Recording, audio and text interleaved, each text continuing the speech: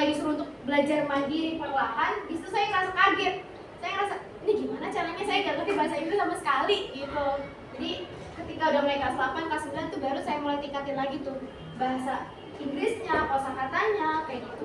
Saya juga jadi lebih sering baca ketika pandemi sebetulnya. Jadi mulai dari situlah akhirnya saya mulai lebih banyak menulis puisi dan karangan kayak gitu. Nah kemudian lanjut kita ke kekurangan diri. Nah untuk kekurangan diri di sini sebetulnya saya suka menunda sesuatu. Ini juga kekurangan yang baru saya sadari beberapa belakangan ini. Kalau saya itu sebetulnya tipikal orang yang entar-entaran. Kalau misalkan waktunya belum mencapai yang mencapai deadline gitu, saya masih kayak udahlah ntar. Walaupun sebetulnya kan lebih baik kalau kita kerjain lebih awal kan, kerjaan jadi lebih cepat terselesaikan.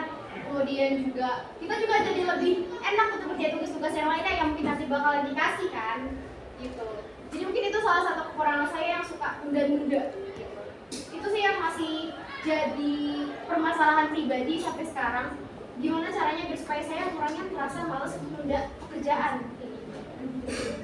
Kemudian lanjut di sini saya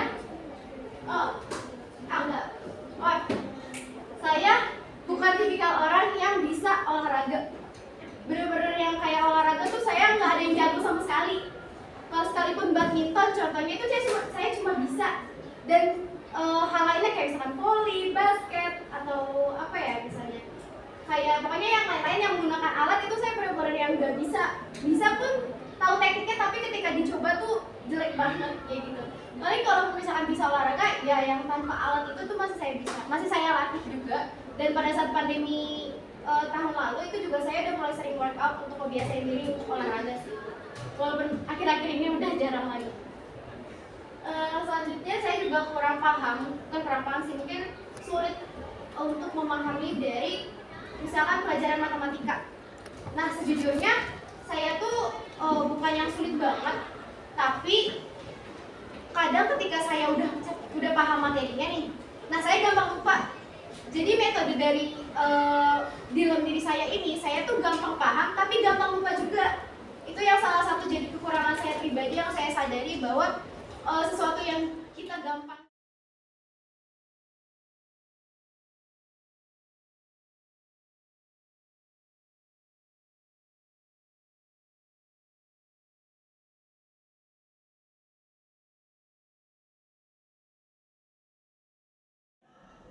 Assalamualaikum warahmatullahi wabarakatuh.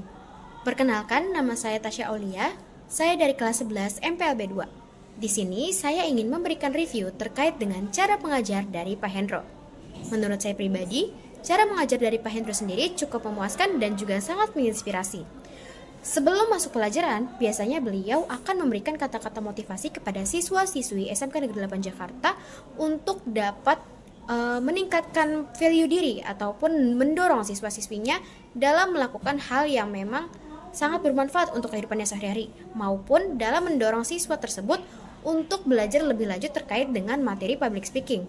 Selain itu, tugas-tugas yang diberikan oleh Pak Hendro sendiri juga dapat lebih mendorong khususnya saya pribadi untuk dapat lebih berani tampil di depan banyak orang saat berbicara. Nah, tak hanya itu, penjelasan yang diberikan oleh Pak Hendro saat menjelaskan materi juga sangat jelas sehingga kami, para siswa-siswinya, tidak merasa kebingungan dan mendapatkan materi yang cukup terkait dengan public speaking. Sekian dari saya, terima kasih. Assalamualaikum warahmatullahi wabarakatuh. Kenalkan, nama saya Latika Ulia Prasani dari kelas 11 MPLB 2 yang bersekolah di SMK 8 Jakarta. Di sini saya ingin berterima kasih kepada Bapak Hendro Utomo yang telah mengajarkan kami pada hari ini mengenai metode public speaking, yang dimana kami bisa memahami hingga mempraktikkan secara langsung dari metode public speaking tersebut. Terima kasih Bapak Hendro Utomo atas pengajarannya.